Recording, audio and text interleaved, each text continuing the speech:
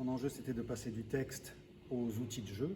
Donc on met à l'épreuve tous les outils de jeu qui vont permettre la mise en scène de ce spectacle, à savoir donc une scénographie qui est volontairement assez simple, très ouverte, qui est tenue par quatre mâts, quatre poteaux qui sont des bambous, des très gros bambous, qui servent à suspendre les fils, lesquels sont actionnés à la main comme ça, et avec des forces relayées par des poulies, et ces fils sont faits pour suspendre des tissus qui sont la lessive dont Ulysse s'occupe sur le bord de l'île de Calypso.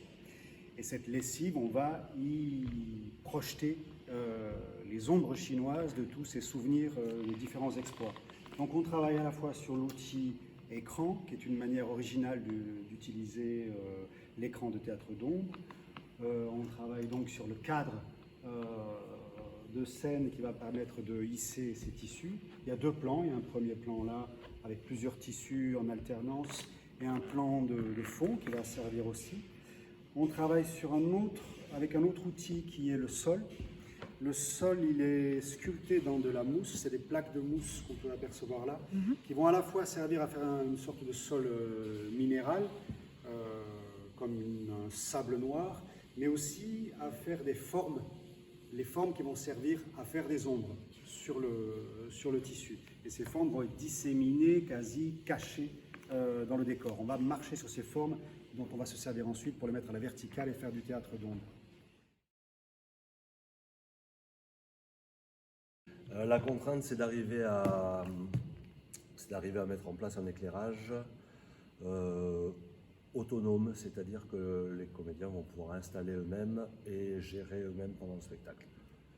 On est parti en fait sur un éclairage en latéral et en contre-plongée. Sur scène, de chaque côté du décor, 3 projecteurs qui vont prendre les comédiens de manière latérale, ce qui sculpte pas mal les visages, les corps. Donc un spectacle sans éclairage de face, sans éclairage de contre-jour, aucune douche, tout vient du sol sur les côtés. Il a fallu trouver avec quel projecteur on pouvait d'une part ne pas tout faire brûler, d'autre part éclairer suffisamment en rétroprojection des écrans pour pouvoir faire des ombres, mais que les comédiens restent quand même présents ici. Enfin, trouver un rapport entre les deux modes d'éclairage, l'éclairage latéral des comédiens et l'éclairage par l'arrière des écrans. Les comédiens sont censés gérer les changements lumineux tout seuls. On leur a aussi préparé des petites pédales, des petits boutons qui vont piloter l'ordinateur et lui dire là on change.